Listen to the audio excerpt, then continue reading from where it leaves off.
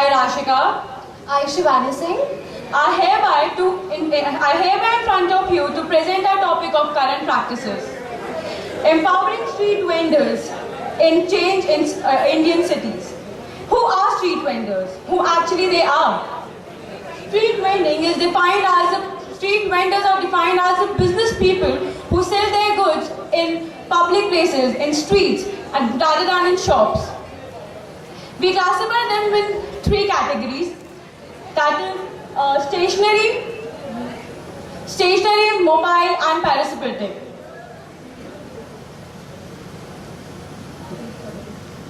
the Government of India realizes the contribution of street vendors to the overall economy of city, town and country, and hence accept that it is a vital tool in boosting the economic outputs of the same. Hence, the government formulated the National Urban Policy on Urban Street Vendors 2009.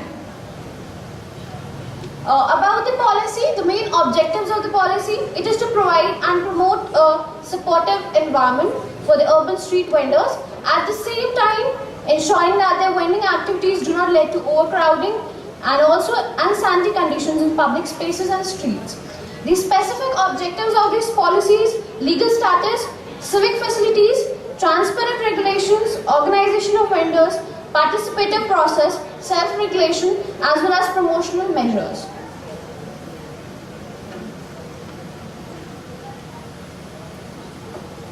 Now coming to our case study, we have taken the case study of Bhubaneswar. Street vending is an important part of Bhubaneswar. The 2.5% of population is engaged in street vending profession. BMC framed a policy for regularizing the vending profession by developing the concept of dedicated vending zones. As we all have seen in our daily lives, street vendors all over our places, our house, our schools, our colleges, everywhere. The life which they all are suffering, the things which they are, we have done in this. National policy formulated in the 2004 and was revised in 2009. Street vending, a profession of ordeals. Many people consider that this profession is not a good profession. They think that they are not of things. They are polluting the country, or they are polluting our society. They are not from our. They are not of our category.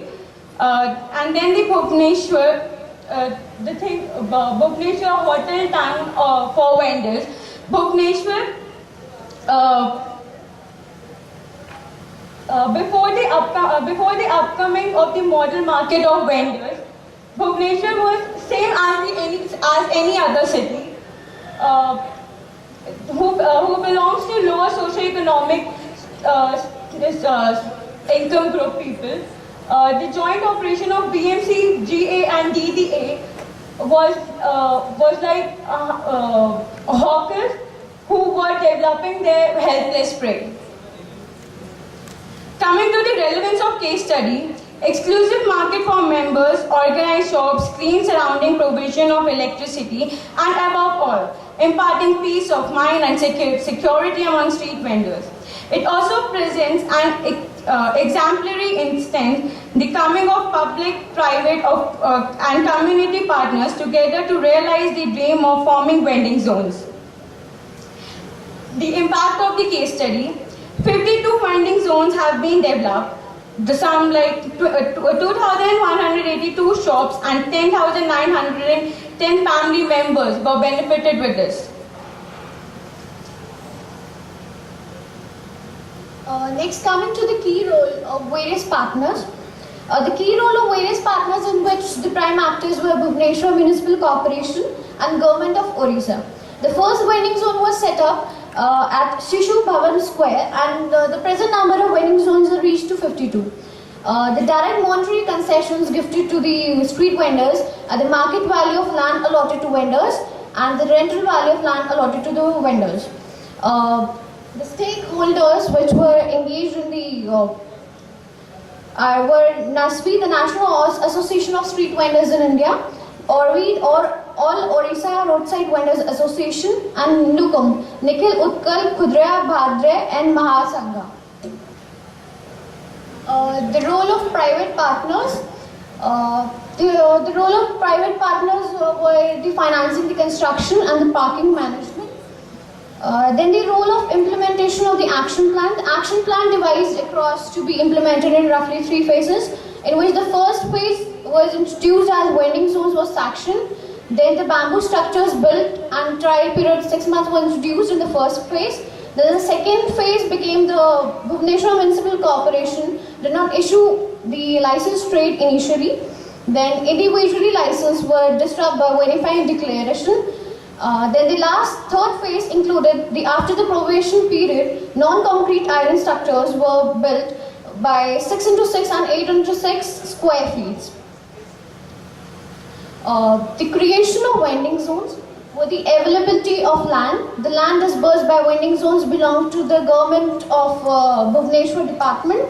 The political changes and vested interest. A few councillors of BMC desired to give away the shops to non-vendors. When it comes to opposed by the vendors, they blocked the construction of the vending zones even after the allotment of the space. However, the issue was tackled with the case. Now coming to the market developed working? A survey was conducted in Bhubaneswar where 32 vending zones were selected and non-probabilistic representatives, sample of 372 vendors were interviewed. The perception of customers. All the customers when they were interviewed were happy and satisfied with the concept of vending zone, as the vending zone has all the parking facilities and they had the security from the hawkers or street vendors. Now coming to the other interventions of NGOs to improve the hawking zone or the street vendor zone. Many NGOs participated in it and helped them, like in micro-insurance. NIDAR works for informal sector worker, taking care of health of hawkers and their families. Micro-pension, in which the hawkers will receive a pension. Then the microfinance, awareness, a micro-insurance organization in which they were given the insurance if they have any other problem. And then coming to the street vendors versus organized retail, in which in Bhubaneswar in November 2007, when Reliance wanted to establish a retail market, it met with huge opposition from the side of vendors, in which the president, Mr. Pratap Sahu, says that now the vendors have a sense of security about the development, in which he wants to conclude that the vendors before were not happy or were not secure, but now they are secure and are happy with whatever they are working, they are taking as it is a profession. Now the comparison with the Calcutta. Bhubaneswar, the street vending is regulated by the Orissa Municipal Act in 1950, section 295 second. Provides that the municipality has the right to provide places for use as a public market while levying certain fee as deemed necessary for maximum period of 3 years. Also, the subject to certain prescribed conditions. The Calcutta, hawking or street vending in Calcutta is controlled by the municipal commissioner under the provision of Calcutta Municipal Corporation Act of 1980. Coming to the sex composition, whether in the Bhubaneswar it is 19% of the female and 81% of the male, and in Calcutta it is 15% female and 85% male. Then coming to the caste composition, 44 general, 25% backward, 19 SC, ST and 12 Muslims.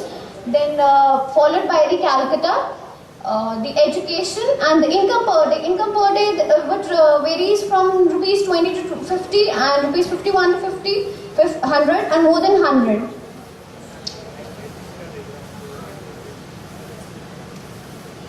Now coming to the conclusion part. Hawkers have been a part of urban scenario for a long.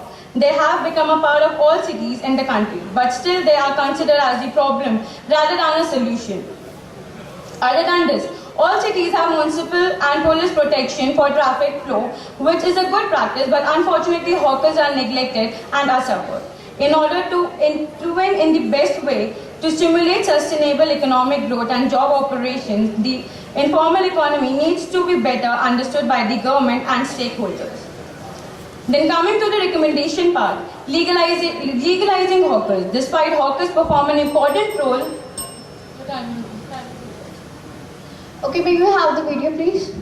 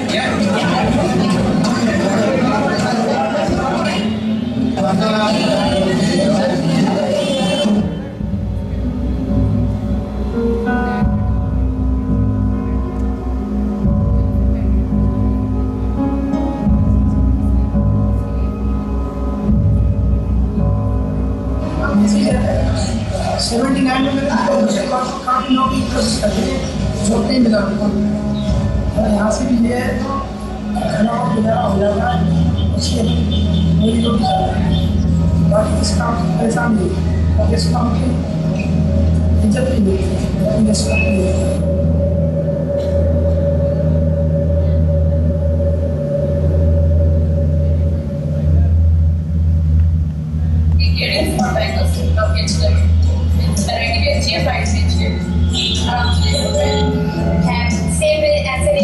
जिसको हम afford कर सकते हैं हमारी जिंदगी को किसी ने कि हमें किसी ने देख के 15 मिनट बैठा दिया है किसी नहीं बैठे ऐसे चल रहा है हमारा तो चल रहा है अब क्या मतलब ये कि हमको दे रही कि नहीं दे रही है आगे चल के क्या करें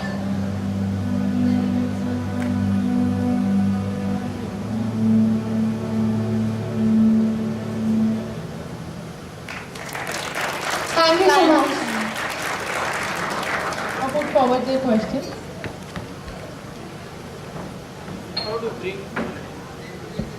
How do you bring financial inclusion to Sorry, your sir. How do you bring financial inclusion in the society through your proposal? So we can introduce public-private partnerships we need public-private partnership with the government so that we can introduce some vending zones, the construction, the implementation process in the plan. That's not my question. The question is, how do you bring financial inclusivity, financial inclusion? Our government of India is running a big plan of financial inclusion, and where all informal sector comes into picture. So, using your proposals, how do you bring this into the government of India? How do you relate these two with that proposal?